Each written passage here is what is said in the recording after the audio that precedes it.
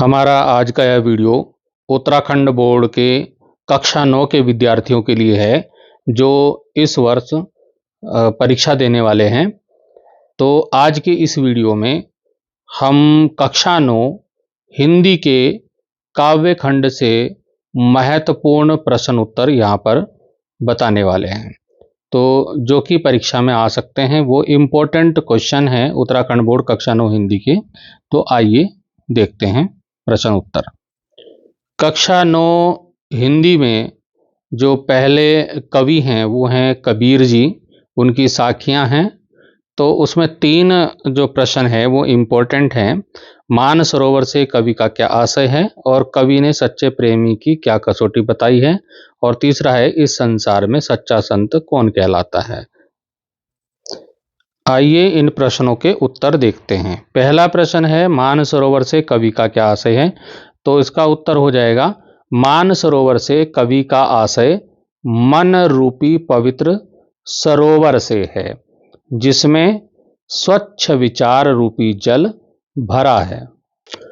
साखियों में दूसरा महत्वपूर्ण प्रश्न है कवि ने सच्चे प्रेमी की क्या कसौटी बताई है। तो इसका उत्तर हो जाएगा कवि के अनुसार सच्चा प्रेमी वह है जिसके मिलने से मन के सभी विष माने मन के विष होते हैं बुरे विचार, अमृत में बदल जाते हैं। इसमें थर्ड क्वेश्चन जो इंपॉर्टेंट है वो है इस संसार में सच्चा संत कौन कहलाता है। इसका उत्तर हो जाएगा सच्चा संत वह है जो पक्षपात और सांप्रदायिक भेदभाव से दूर रहता है और निष्पक्ष होकर ईश्वर का ध्यान करता है। अब कबीर का जो है दूसरा पार्ट है कविता का वो है सबद पद। उसमें ये 4-5 क्वेश्चन जो हैं वो आप तैयार कर लीजिएगा। मनुष्य ईश्वर को कहाँ कहाँ ढूंढता फिरता है, कबीर ने ईश्वर को सब श्वासों की श्वास में क्यों कहा है, कबीर ने ज्ञान के आगमन की तुलना सामान्य हवा सन कर आंधी से क्यों की है, ज्ञान की आंधी का भक्तों के जीवन पर क्या प्रभाव पड़ता है, और कबीर ने ईश्वर प्राप्ति के लिए किन प्रचलित विश्वासों का खंडन किया है। मैं इस वीडियो में आपको बिल्कुल सरल उत्तर बताऊंगा जिनको लिख करके आप पूरे अंक प्राप्त कर सकते हैं। तो हमारा ये प्रश्न है कि मनुष्य ईश्वर को कहाँ कहाँ ढूंढता फिरता है। बिल्कुल सरल सा उत्तर आपको लिख देना है। मनुष्य ईश्वर को मंदिरों, मस्जिदों, तीर्थस्थलों और योग साधना में ढूंढता फिरता है। अब प्रश्न आता है कबीर ने ईश्वर को सब श्वासों की श्वास में क्यों कहा है। बिल्कुल सरल सा उत्तर आप लिख देंगे कि कबीर ने ईश्वर को सब श्वासों की श्वास में इसलिए कहा है क्योंकि ईश्वर हर प्राणी के भीतर विद्यमान है और वही जीवन का आधार है। बस इतना लिख देंगे आप। अब प्रश्न है कि कबीर ने ज्ञान के आगमन की तुलना सामान्य हवा से न करके आंधी से क्यों की है। तो बिल्कुल आसान सा उत्तर मैं बताऊंगा आपको। कबीर ने ज्ञान के आगमन की तुलना आंधी से इसलिए की है क्योंकि ज्ञान अज्ञान के सभी बंधनों को तोड़कर मन को शुद्ध कर देता है, और जैसे आंधी जो है, जैसे आंधी सब कुछ तहस नहस कर देती है, सब कूड़ा करकट उड़ा देती है, वैसे ही ज्ञान की जब आंधी आती है तो वो अज्ञान को उड़ा देती है। अब एक और महत्वपूर्ण प्रश्न आपके सामने है कि ज्ञान की आंधी का भक्तों के जीवन पर क्या प्रभाव पड़ता है। तो क्या प्रभाव पड़ता है भाई।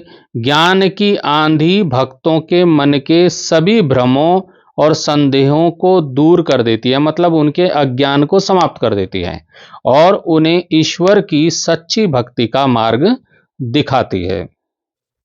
अब प्रश्न आता है कि कबीर ने ईश्वर प्राप्ति के लिए किन प्रचलित विश्वासों का खंडन किया है। मतलब जो प्रचलित विश्वास थे, जो प्रचलित चले आ रहे थे मतलब काफी समय से, उन विश्वासों का खंडन किया कबीर ने। ईश्वर प्राप्ति के लिए किन विश्वासों का खंडन किया। तो देखिए कबीर ने ईश्वर प्राप्ति के लिए मंदिरों, मस्जिदों, तीर्थस्थलों, योग साधना और धार्मिक आडंबरों जैसे प्रचलित विश्वासों का खंडन किया है, और उन्होंने बताया है, उन्होंने क्या बताया है कि ईश्वर तो हर प्राणी के भीतर विद्यमान है और उसे सच्चे मन से याद करना ही सच्ची भक्ति है। कक्षा 9 काव्य खंड में जो दूसरे कवि हुए हैं वो रसखान जी हुए हैं। तो रसखान जी के इसमें 4-5 प्रश्न मैं बता रहा हूं। इन प्रश्नों को आप इस वीडियो से तैयार कर लीजिए, काव्य खंड आपका प्रश्न उत्तर तैयार हो जाएंगे। तो पहला प्रश्न है कि ब्रजभूमि के प्रति कवि का प्रेम किन किन रूपों में अभिव्यक्त हुआ है। फिर एक कवि का ब्रज के वन बाग तालाब निहारने के पीछे क्या कारण है। फिर एक लकोटी और कामरिया पर कवि सब कुछ निछावर करने को क्यों तैयार है। फिर एक गोपी को कृष्ण की मुरली अपने होठों पर रखने पे क्यों आपत्ति है। फिर प्रश्न आता है कवि के कहने पर गोपी क्या क्या स्वांग करने को तैयार है। आइए उत्तर देखते हैं। अब इसमें जो पहला प्रश्न है कि ब्रजभूमि के प्रति कवि का प्रेम किन किन रूपों में अभिव्यक्त हुआ है, इसका उत्तर हो जाएगा कवि रसखान का ब्रजभूमि के प्रति प्रेम अनेक रूपों में प्रकट हुआ है। क्या प्रकट हुआ है कि देखो पहले ही पद में, पहले ही सवैये में उन्होंने कहा है कि बसों ब्रज गोकुल गांव के गवारन, है ना, जो पशु हो तो का बसो मेरो चरु नंत नंद नित नंद की धेनु मंजारन, और जो खग हो तो बसेरो करो मिली कालिंदी कुल कदम की डारन। वो पढ़ लेना आप सवैया, उसमें लिखा है उन्होंने कि वे अगले जन्म में भी ब्रज भूमि का वासी बना रहना चाहते हैं, है ना। मानुष हो तो वही रसखानी, बसो ब्रज गोकुल गांव के गवारन, मतलब मनुष्य बनूं तो वही रसखान बनूं और गोकुल गांव के गवालों के बीच में रहूं, है ना। वे ब्रज के वन बाग तालाब और करील के कुंजों पर अपना सब कुछ निछावर करने को तैयार हैं। अगले वाले सवैये में ये है, और वे कृष्ण और उनसे जुड़ी हर वस्तु से गहरा प्रेम करते हैं। तो बस ये उत्तर लिख दीजिएगा आप।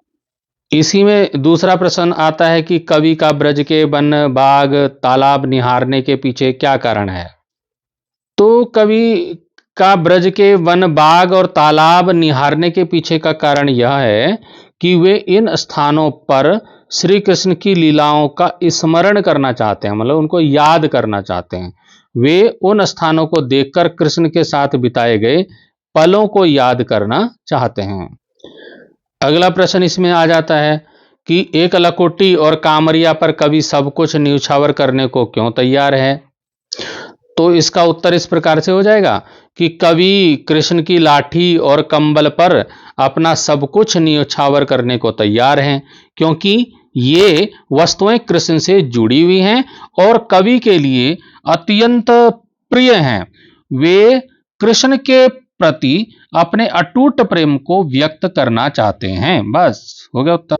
फिर नेक्स्ट क्वेश्चन आ जाता है कि गोपी को कृष्ण की मुरली अपने होठों पर रखने में क्यों आपत्ति है। क्या कारण है कि वो मुरली को अपने होठों पर नहीं रखना चाहते हैं। तो इसका कारण है कि गोपी को कृष्ण की मुरली अपने होठों पर रखने में इसलिए आपत्ति है क्योंकि वह मुरली को कृष्ण के साथ अपने प्रेम में सौतन मानती है और उसे लगता है कि कृष्ण मुरली को उससे अधिक प्रेम करते हैं। यानी कि उसको लगता है गोपी को कि कृष्ण मुरली को ज़्यादा प्रेम करते हैं, उसको ज़्यादा पसंद करते हैं और मेरे को कम पसंद करते हैं। फिर इसमें एक और प्रश्न निकल के आता है, कभी पेपर में आया है कई बार, कि सखी के कहने पर गोपी क्या क्या स्वांग करने को तैयार है। तो इसका उत्तर हो जाएगा कि सखी के कहने पर गोपी कृष्ण के समान वस्त्र पहनने, मोर का पंख मुकुट मोर पंख का मुकुट पहनने और लाठी लेकर ग्वालों के साथ गाय चराने को तैयार है।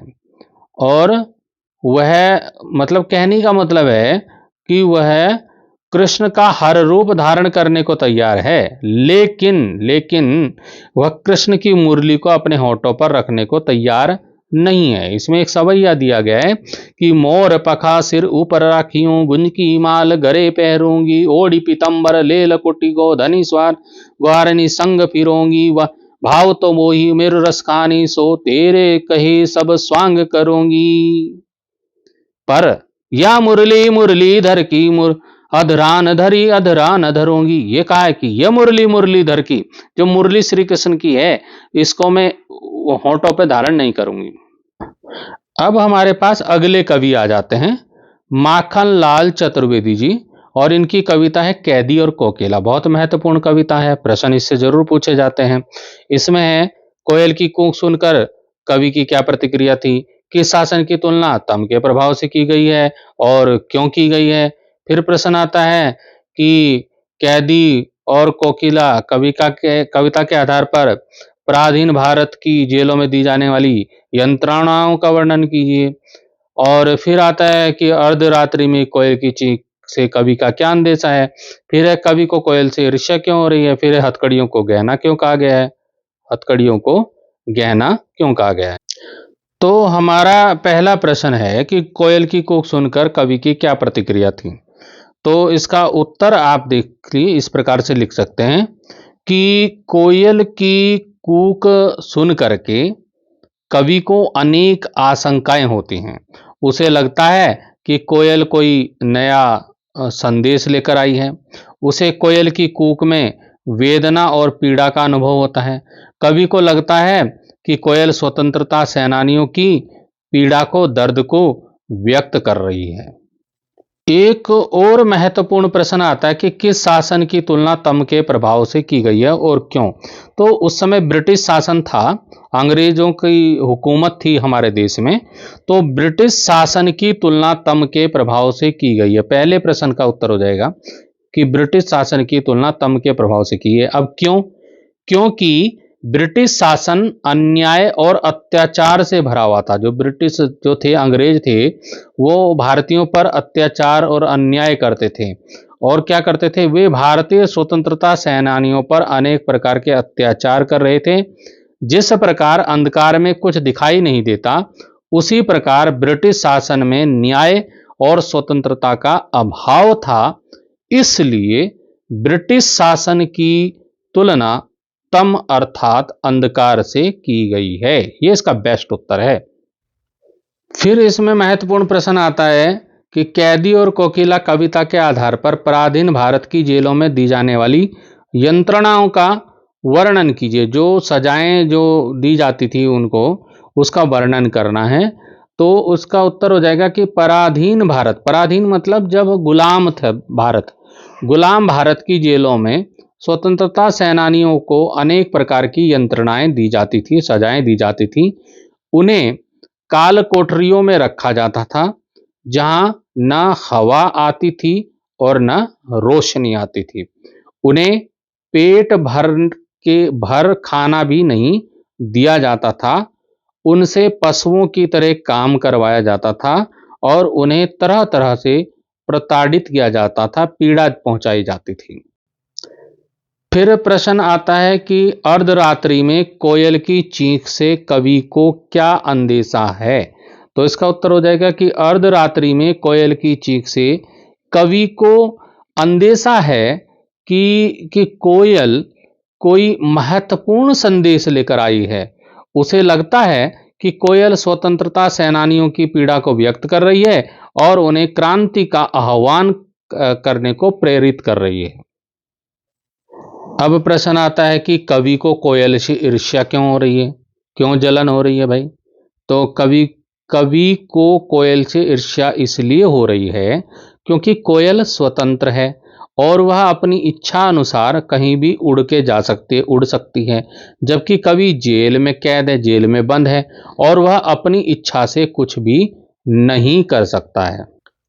एक और महत्वपूर्ण प्रश्न आपके सामने है कि हथकड़ियों को गहना क्यों कहा गया है। तो हथकड़ियों को गहना इसलिए कहा गया है क्योंकि स्वतंत्रता सेनानियों ने उन्हें देश की स्वतंत्रता के लिए पहना था। जो हथकड़ियां थी, देश को आज़ाद कराने के लिए उन्होंने पहना था। तो उनके लिए यह गुलामी की नहीं बल्कि देश प्रेम की निशानी थी। हमारे काव्य खंड के जो अगले कवि हैं वो हैं सुमित्रा नंदन पंत और इनकी जो कविता है वो है ग्रामश्री। इसमें से दो महत्वपूर्ण प्रश्न आपके सामने हैं कि कवि ने गांव को हरता जनमन क्यों कहा है और गांव को जो है मरकत डिब्बे सा खुला क्यों कहा गया है। तो पहले प्रश्न की कवि ने गांव को हरता जनमन क्यों कहा है, इसका उत्तर हो जाएगा कि कवि ने गांव को हरता जनमन इसलिए कहा है क्योंकि गांव का प्राकृतिक सौंदर्य अत्यंत मनमोहक है। वहां की हरियाली, शांति और सादगी लोगों के मन को मोह लेती है।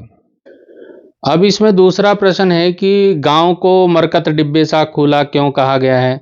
तो उसका उत्तर हो जाएगा कि गांव को मरकत डिब्बे सा खुला इसलिए कहा गया है क्योंकि गांव का दृश्य हरे भरे खेतों और पेड़ों से भरा हुआ है, जो एक खुले डिब्बे की तरह दिखता है।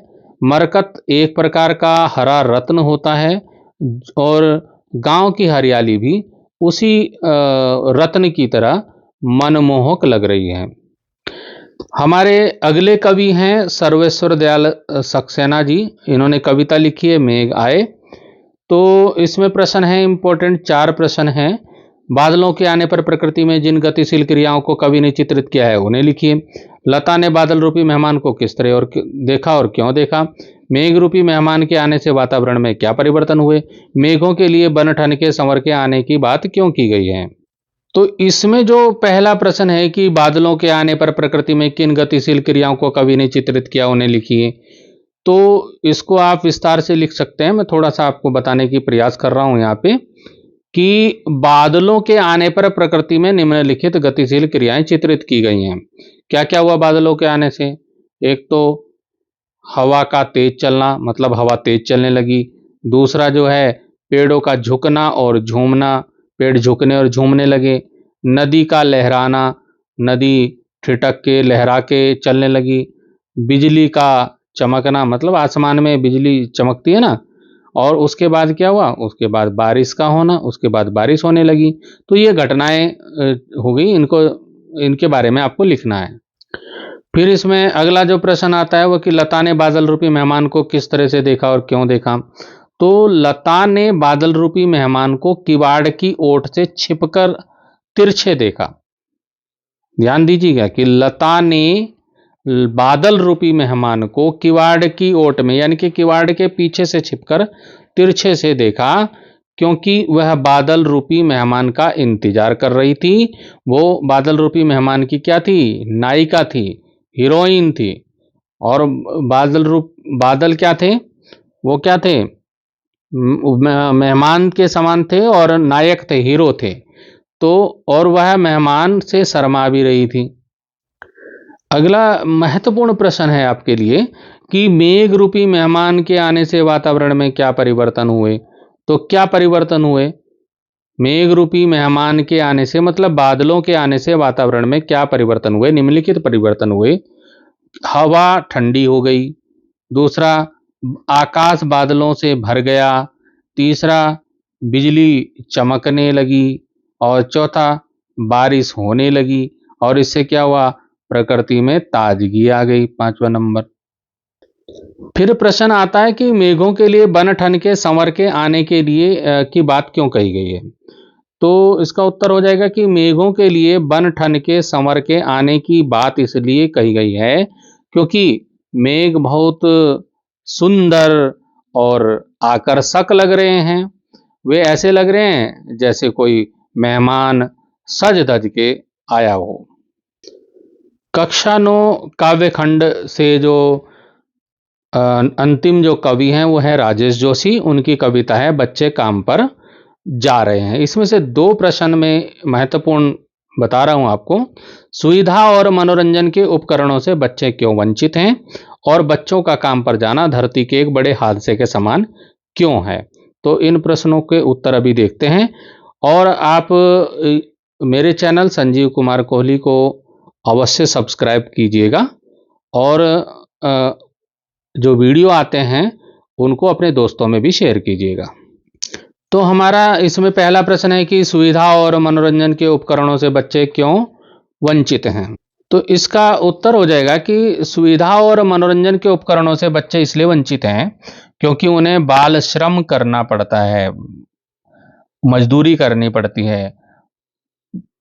उनके परिवार की आर्थिक स्थिति इतनी खराब है कि उन्हें काम करके अपना और अपने परिवार का पेट पालना पड़ता है। मतलब मजदूरी करते हैं लोगों के यहाँ, तब जाके वो अपना खर्चा जुटा पाते हैं। तो कवि राजेश जोशी ने कहा है कि बच्चों का काम पर जाना धरती के एक बड़े हादसे के समान है। क्यों कहा है भाई? वो इसलिए कहा है कि बच्चों का काम पर जाना धरती के एक बड़े हादसे के समान इसलिए है क्योंकि यह बच्चों के बचपन को छीन लेता है। अगर बच्चे काम पे जाने लगेंगे तो उनका बचपना छिन जाएगा और उन्हें खेलने कूदने और पढ़ने लिखने का अवसर नहीं मिलता। वे शारीरिक और मानसिक रूप से कमजोर हो जाते हैं और यह समाज के लिए बहुत बड़ी त्रासदी है। तो इस वीडियो में हमने कक्षा 9 हिंदी काव्यखंड के अति महत्वपूर्ण प्रश्नों के उत्तरों को देखा। आप इस वीडियो को पूरा अवश्य देखें और इससे अपनी तैयारी करें और अपने दोस्तों को भी इस वीडियो को शेयर कीजिएगा। आपकी परीक्षा के लिए मेरी ओर से हार्दिक हार्दिक शुभकामनाएं। Thank you.